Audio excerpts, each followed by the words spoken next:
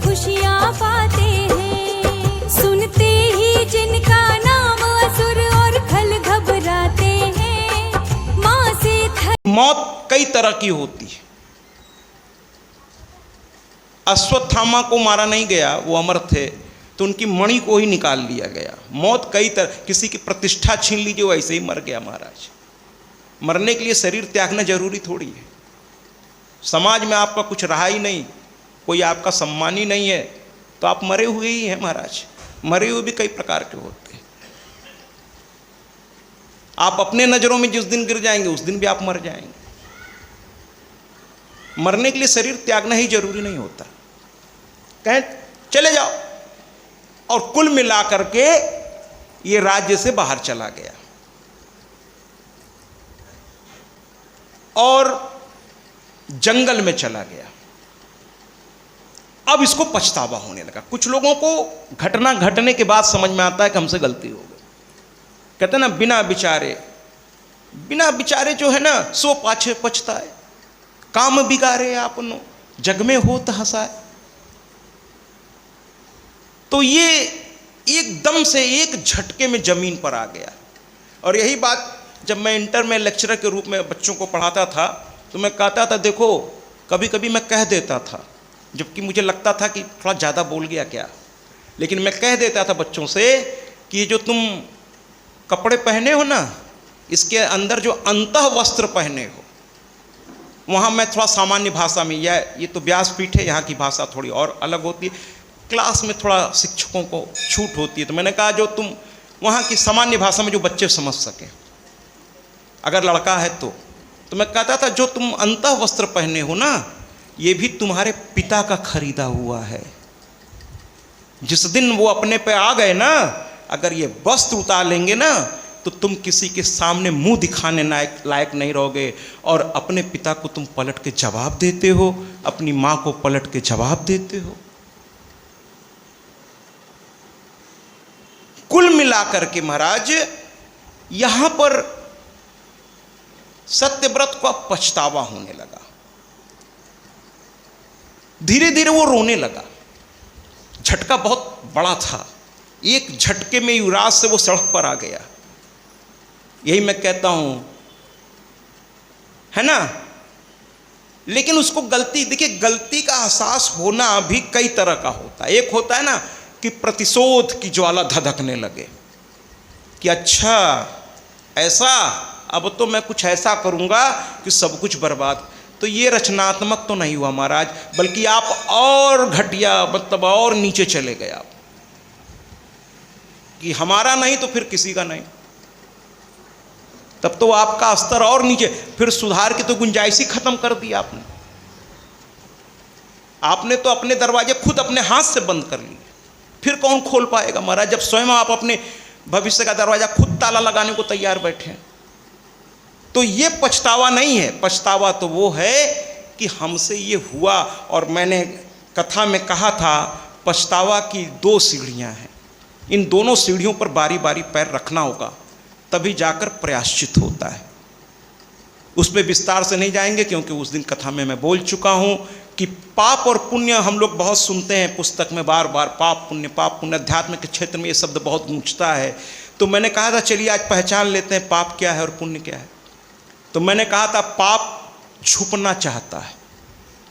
ये लाइन में बार बार कि आप सभी आदरणीय हैं, लेकिन जहाँ तक मेरी आवाज़ आ रही है सब इस बात को बैठा लीजिए कि जब आप कर्म करने के बाद भी दूसरों को बताना न चाहें, छुपाना चाहें, तो समझ लीजिए कि यही पाप है, क्योंकि वो छुपना चाहता है। और पुण्य उद्घाटित होने के लिए बेचैन रहता है, प्रकाशित होना चाहता है। पुण्य प्रकाशित होना चाहता है। कुल मिलाकर ये पछताने लगा, और पछताने की पहली सीढ़ी, अपने पाप को उद्घाटित कर दीजिए, यानी प्रकाशित कर दीजिए। किसके सामने? अपने माता पिता के सामने, अपने गुरु के सामने, जिसको आप अपना श्रेष्ठ मानते हैं, विद्वान मानते हैं, जिसको आप समझते हैं कि वो मेरी भावनाओं को समझता है, उसके सामने, या फिर अपने इष्ट के सामने। तो यहां जंगल में तो इसके पास कोई नहीं था। लेकिन ये अपने पाप को उद्घाटित करना चाहता था, बताना चाहता था। अब इसको कुछ समझ में नहीं आया कि मैं क्या करूं, पिता तो कह चुके थे अंदर आना नहीं। और इसमें ये बात अच्छी थी कि अपने पिता की बात का उल्लंघन उसने नहीं किया। कहा ना, पिता ने अगर मना किया है तो नहीं जाना है, अंदर राज्य में नहीं जाना है। और वहीं घुटनों के बल जंगल में बैठ गया और उसके हाथ ऊपर की ओर उठ गए। उसने अपने इष्ट को स्मरण किया और करते करते वो ऐसा भाव में डूबता चला गया कि वो रोने लगा। और शायद इस गीत से हम समझ पाएंगे कि उस समय उसके मनोभाव क्या होंगे। ये गीत थोड़ा अलग तरह का है। आमतौर पे फिल्मी धुन पर आधारित गीत हम लोग बजाते नहीं हैं कथाओं में, लेकिन इस भावना को प्रकट करने के लिए मुझे और मेरे सेलेक्टर्स जो हैं, जो सॉन्ग सेलेक्टर्स हैं, मुझे लगा कि ये बेहतर है तो ये भी भगवान के लिए ही, कोई फिल्मी गीत नहीं है लेकिन फिल्मी धुन पर है थोड़ा सा। लेकिन इस भाव को समझने के लिए इस अच्छे शब्दों को हम जरूर सुने। धुन क्या है, उससे क्या मतलब, उसके मनोभाव क्या है। आइए सुनते हैं ये गीत, जिससे समझ सकें कि इस समय सत्यव्रत का मनोभाव किधर जा रहा है।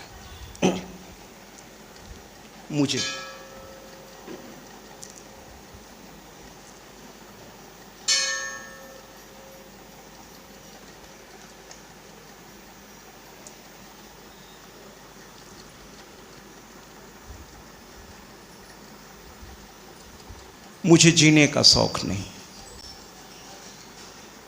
थोड़ा कुछ टेक्निकल समस्या आ गई है। हमारे ऑडियो वाले से मैं कहूँगा थोड़ा भैया आप दोनों से निवेदन है। तो कुल मिलाकर के हम आइए इस गीत को सुनते हैं। कि मुझे जीने का शौक नहीं,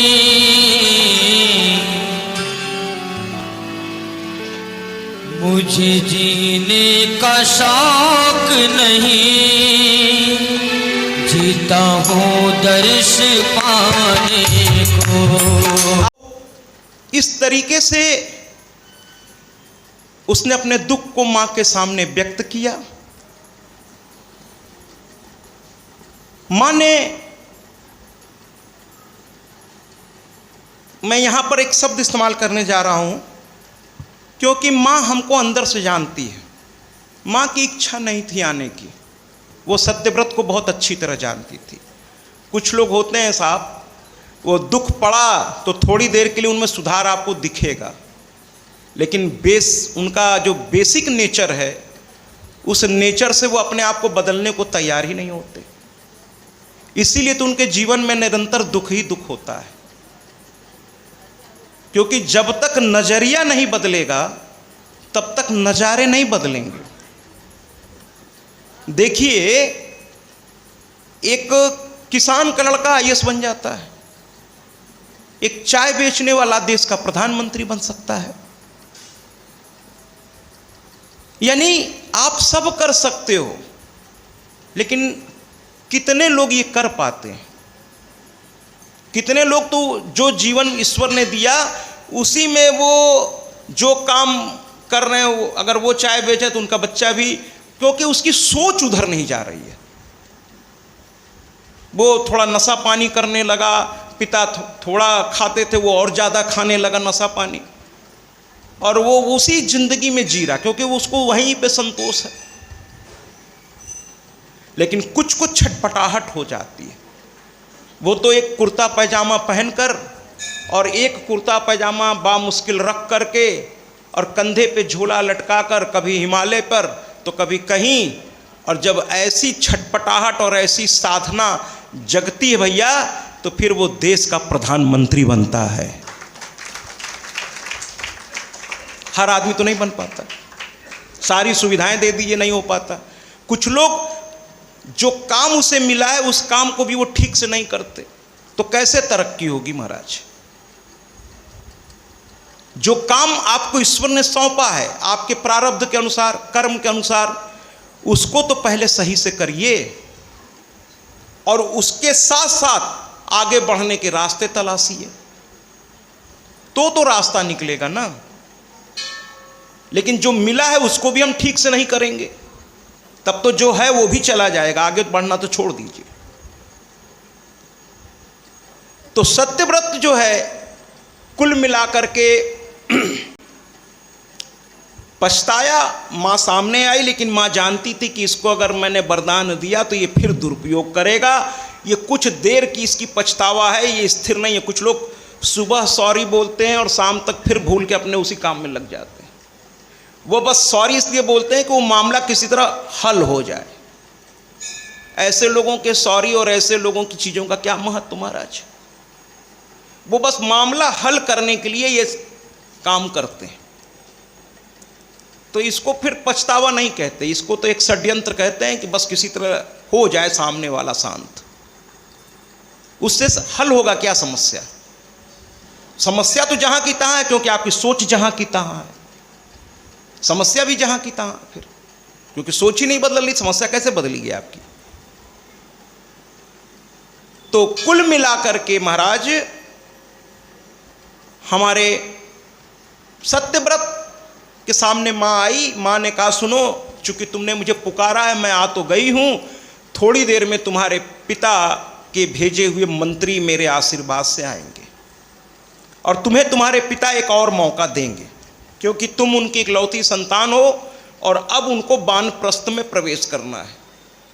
इसलिए वो एक बार और तुम्हें आजमाना चाहते हैं, चूँकि अब वो संसार को छोड़कर अपने वहाँ के जीवन को सुधारने के लिए अब यहाँ से वो जाना चाहते हैं।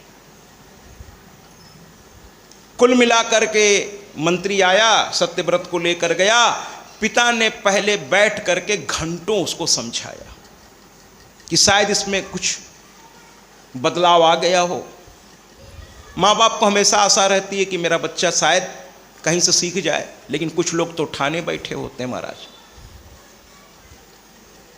ये सुनता रहा, हाँ हाँ हाँ, वो हाँ कहने की अदा से पता चल जाता है कि वो कितनी गंभीरता से उस चीज़ को सुन रहा है। लेकिन राजा ने कहा कि अब मेरी उम्र हो गई है, अब मैं अगर दुनियादारी में पड़ा रहा तो मेरा वो लोक बिगड़ जाएगा। पहले के लोग अपने नियम के बड़े पक्के होते थे।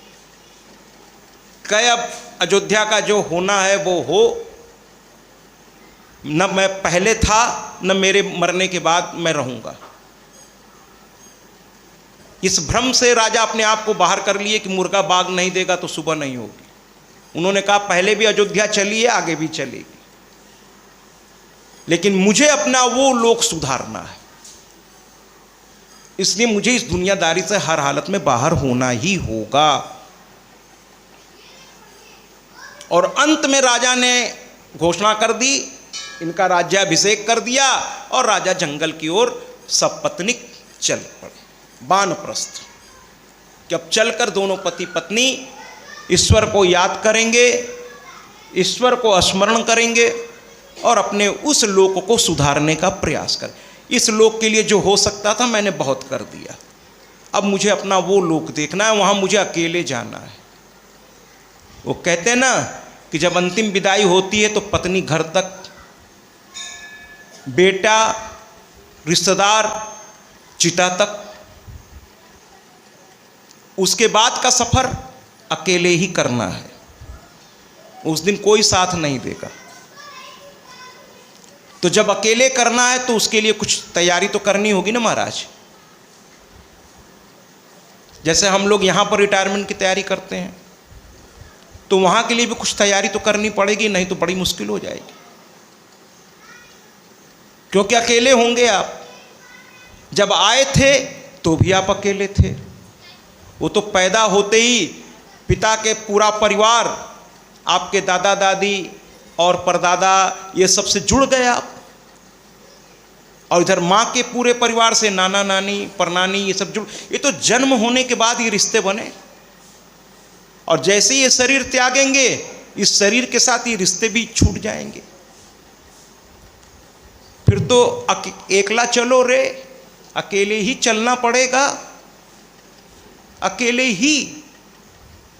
तो फिर कुछ तैयारी तो करनी पड़ेगी। तो क्या करनी पड़ेगी? कहें साधना। जैसे इस संसार में रहने के लिए आपने हाड़ तोड़ मेहनत करके धन अर्जित किया, सम्मान अर्जित किया, प्रतिष्ठा अर्जित की, अब वहाँ के लिए भी कुछ अर्जित करना पड़ेगा। उसके तरीके शास्त्रों में बताए गए हैं। अर्जित तो करना पड़ेगा भैया, बिना अर्जित किए तो चलेगा नहीं, चलेगा नहीं। तो कुल मिलाकर के राजा अरुण पीछे मुड़ के नहीं देखे, अपने बेटे को समझाया, राजा बनाया और चल दिए। जैसे ही ये राजा बना, ये फिर अपनी मनमानी में आ गया। दुष्ट को दौलत दे दीजिए तो दुरुपयोग, शोहरत दे दीजिए तो दुरुपयोग, कुछ भी उसके हाथ में लगेगा उसका दुरुपयोग ही तो करेगा महाराज। उसको सदुपयोग करना आता होता तो फिर बात क्या थी। उसने आओ देखा न ताओ, तुरंत अपने गुरु वशिष्ठ को आदेश दिया। देखिए आदेश दे रहा, जबकि अयोध्या के नरेश गुरु से मिलने स्वयं जाते थे, वो भी नंगे पैर, आचार्यों को लेकर, उनको आगे करके, और ये आदेश देता है, पहला आदेश देता है कि वशिष्ठ जी से कहो मुझसे आकर मिलें।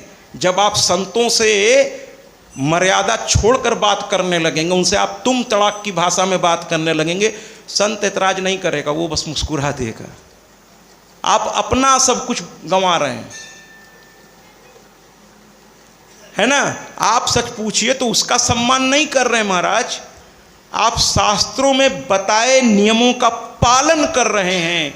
अगर आप किसी संत का सम्मान करते हैं तो आप शास्त्रों के बताए रास्ते पर चल रहे हैं, और जब शास्त्र को पकड़ेंगे, धर्म को आधार बनाएंगे, तो आपका कल्याण सुनिश्चित होगा, सुनिश्चित होगा, सुनिश्चित होगा। तो संत से बात करने की या संत के साथ व्यवहार करने की एक मर्यादा है, वो आपका स्टाफ नहीं है महाराज। और हम तो कहते हैं हर व्यक्ति से एक मर्यादा के अंतर्गत ही बात करनी चाहिए। आप अपनी नाराजगी जाहिर करिए, लेकिन अपनी मर्यादा क्यों खोना। अपनी मर्यादा में रहकर अपनी नाराजगी जाहिर कर दीजिए, बाकी सामने वाला जाने।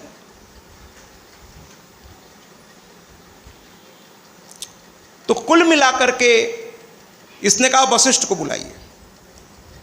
वशिष्ठ जी को पता चला, उन्हें मुस्कुरा दिए। वो संत मुस्कुरा देता, कहता है विनाश काले विपरीत बुद्धि। इसके बाप के बाप, दादा परदादा वो मेरे पास आते थे, इसने मुझे बुला लिया। कह चलो, राजा है तो चलना ही पड़ेगा। तो कुल मिलाकर के वो राजगुरु थे, वहाँ के पहुँच गए। और अयोध्या के उन्होंने पुरोहिती इसलिए स्वीकार की थी क्योंकि उस कुल में राम आने वाले थे जिस समय वो शुरू किए थे। उसके बाद वहीं वो रहने लगे, क्योंकि ये राम की नगरी थी, इसलिए वो छोड़ना नहीं चाहते थे कि ये राम, मेरे राम यहाँ के कण कण में मौजूद है। तो वो साधना करते थे वहाँ। तो कहे चलो, मैंने कई राजा अयोध्या में देखे हैं, किसको भी देखते हैं आज। तो कुल मिलाकर के वो पहुँच गए महाराज। कहता क्या है कि जब मेरे पिता निकाल रहे थे तो तुम चुपचाप बैठे थे। तो कहे हाँ, तुम्हारे पिता ने जो किया वो धर्मानुसार था, एक राजा के अनुसार था, नीति अनुसार था, इसलिए मैं चुप रहा। अगर मुझे गलत लगता तो मैं तुम्हारे पिता का भी विरोध करता, क्योंकि मैं धर्म का आचार्य हूँ, मैं धर्म की पताका मेरे हाथ में है, तो मैं अधर्म तो बर्दाश्त करता ही नहीं, चाहे तुम्हारे पिता हूँ। तो कहने लगा कि इसीलिए चुप रह गए धर्म के चलते, या मुझसे तुम चिढ़े रहते हो। तो कहने लगे अब ये तुम्हारी सोच है, उसका मैं कुछ कर नहीं सकता। तो क्या, अच्छा छोड़ो, पुरानी बात छोड़ो, एक काम करो, हमें इसी शरीर से स्वर्ग भेज के दिखाओ। अब वशिष्ठ को हंसी आ गई, आदरणीय वशिष्ठ जी को हंसी आ गई। कहने लगे इस शरीर से स्वर्ग तुम्हारे पूर्वज जरूर जाते थे, लेकिन कब? इंद्र की सहायता करने।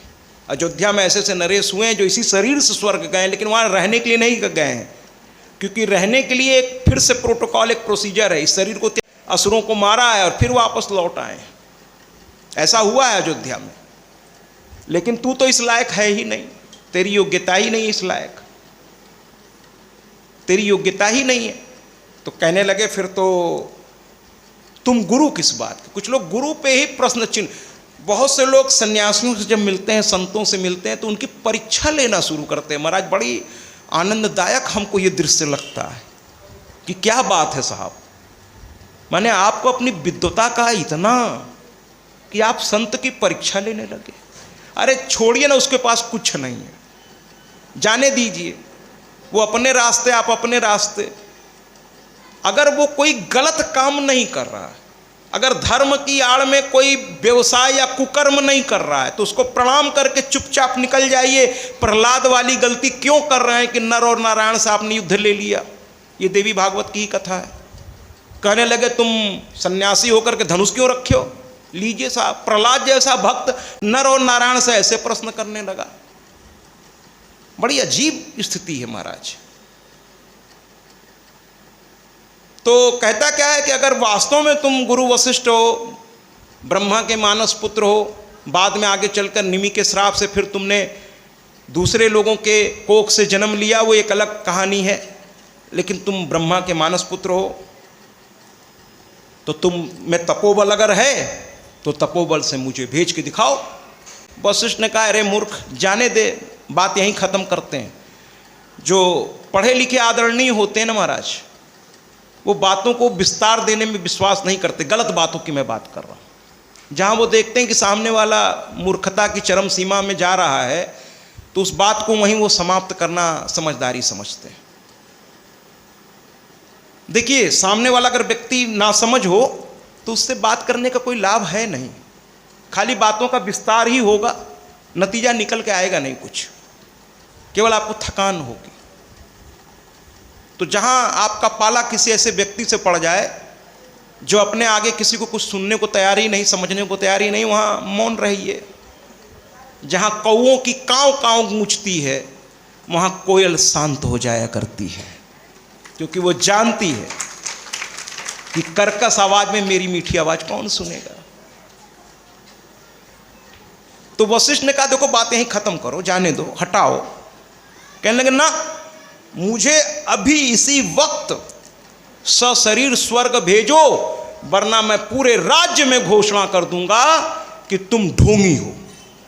कुछ लोग संतों को पता नहीं किस स्तर तक लेके चले जाते हैं महाराज। अब उनको क्रोध आ गया, कह लेंगे तेरी क्षमता ही नहीं है मेरी बातों को समझने की, है ना। वो कहते हैं ना कि फ्रीक्वेंसी तो हमारे चारों ओर घूम रही है, लेकिन उसको पकड़ने के लिए रडार भी तो चाहिए उस लेवल का। बिना उस लेवल के रडार के या एंटीना के वो फ्रीक्वेंसी कैसे कैच होगी महाराज। तो कह तेरी क्षमता ही नहीं है तू मेरी बात समझ पाए, छोड़ यार, जाने दे, तू मुझे आश्रम में जाने दे, तुझे जैसे चलाना हो राज चला, बाकी जनता देख रही है। और उस जमाने में जनता के पास बहुत शक्ति हुआ करती थी, आज भी है महाराज, ऐसा नहीं है, वोट पावर तो है ही अपने पास। तो कुल मिलाकर के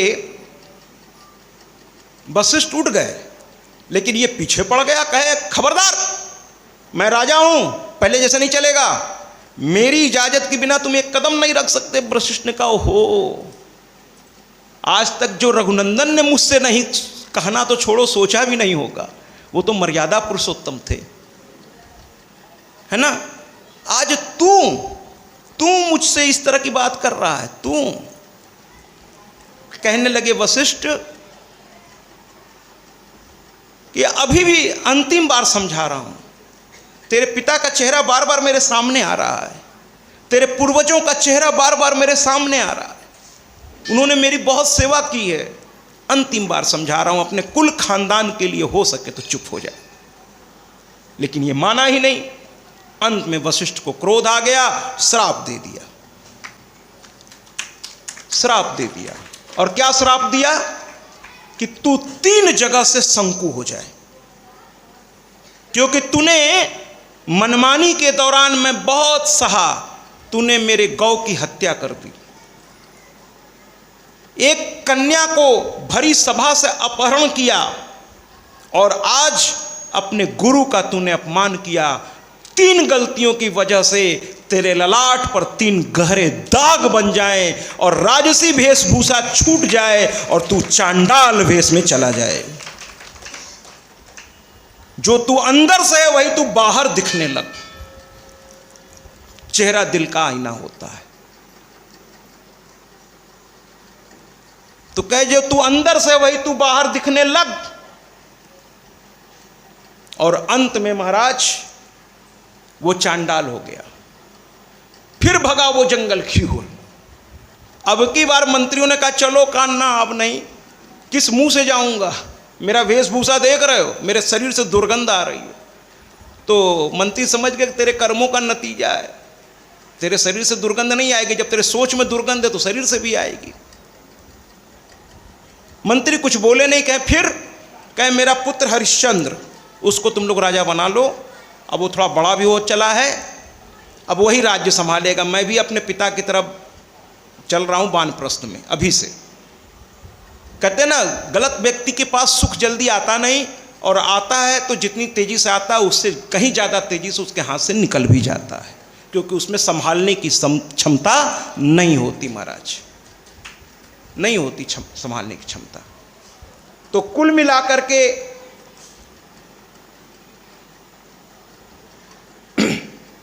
ये चला गया और अब की बार भी उसने जगदम्बा को याद किया। साधना में बैठ गया। उधर से विश्वामित्र गुजर रहे थे। विश्वामित्र ने कहा कि ये कौन बैठा है, तो पता चला सत्यव्रत बैठे हुए हैं। कहने लगे ये सत्यव्रत है तो इसका एक उपकार मेरे परिवार पर है। कहे कौन सा? कहे जब अकाल पड़ा था और मैं तपस्या कर रहा था तो मेरे बाल बच्चों का इसने। कहते ना हर गलत आदमी में भी कुछ अच्छी चीज़ें तो होती हैं। जब ये जंगल में पिता ने निकाल दिया था तो उसी दौरान इसने विश्वामित्र के परिवार की बड़ी देखभाल की थी, क्योंकि विश्वामित्र तपस्या में थे, ऐसा देवी भागवत कहता है। मैंने कहा ना मैं यहाँ से कुछ भी ऐसा नहीं बोलूँगा जो मैं अपने मन से नहीं, जो देवी भागवत में लिखा है उतना ही बोलूँगा। मेरे अधिकार क्षेत्र में ही नहीं है कि मैं अपने मन से इसमें कुछ बोल सकूं, मेरी इतनी शक्ति भी नहीं है। तो कुल मिलाकर के महाराज विश्वामित्र पहुंचे, कहे अरे सत्यव्रत क्या हुआ, तुमने मेरी परिवार की रक्षा किया काल में। तो हाथ जोड़ के रोने लगा, कहने लगा महाराज पूरी बात बता दी, कहीं गलती मेरी है। विश्वामित्र ने कहा ठीक है। और विश्वामित्र का थोड़ा वशिष्ठ से होता है, जब दो बड़े विद्वान होते हैं थोड़ा होता है मन में। तो विश्वामित्र ने कहा कि छोड़ो ना उनको, तुम क्या चाहते हो, स्वर्ग? मैं अपने तपोबल से तुम्हें भेजता हूँ। ध्यान देने वाली बात यहाँ ये है कि विश्वामित्र भी क्षत्रिय थे, इसलिए उनमें क्षत्रियोचित गुण होना स्वाभाविक है। कहते हैं ना कि वो वंश परंपरा है महाराज, उसका असर दिखता है, ब्लड का असर दिखता है। ये बन तो गए थे सन्यासी, लेकिन क्षत्रियोचित गुणों की वजह से ये न चाहते हुए वो करने के लिए चल पड़े कि बस क्षत्रियों में गुण होता है ना कि अपने शत्रु को कैसे हमको बस परास्त। तो वो वशिष्ठ से अपने को हमेशा श्रेष्ठ, उसके पीछे एक दूसरी कहानी है, वो हमेशा अपने को श्रेष्ठ साबित करने में। तो कहें जो वशिष्ठ नहीं किए वो मैं करूँगा। कुल मिलाकर के उन्होंने जल लिया और कहा अगर मेरे तपोबल में शक्ति हो, कह करके उन्होंने मंत्र संकल्पित किया और वो जल उठा करके धीरे से उन्होंने पृथ्वी की ओर संकल्पित जल को छोड़ दिया। और जैसे ही सारा तपोबल का बहुत बड़ा हिस्सा उन्होंने इस चंडाल को दिया, ये तेजी से ऊपर आकाश की ओर चल पड़ा, यानी इसके स्वर्ग जाने की इच्छा पूरी होने लगी। विश्वामित्र से एक गलती हो गई जल्दीबाजी में, और मेरी माँ यही जल्दीबाजी नहीं करती, कोई इष्ट ये जल्दीबाजी। जब आप किसी दुख में पड़ते हैं और थोड़ा साधना करना शुरू करते हैं तो तुरंत उसके परिणाम आपको नहीं दिखाई देते, कभी कभी महीनों नहीं सालों लग जाते हैं महाराज। आप शास्त्रों को उठा कर देखिए, लोगों ने 5-5 हजार वर्ष तक तपस्या की है। खैर आप कहेंगे इतना तो मेरा जीवन ही नहीं है, कोई बात नहीं, लेकिन जितना है उसका अधिकांश हिस्सा अगर आप साधना में लगाए हैं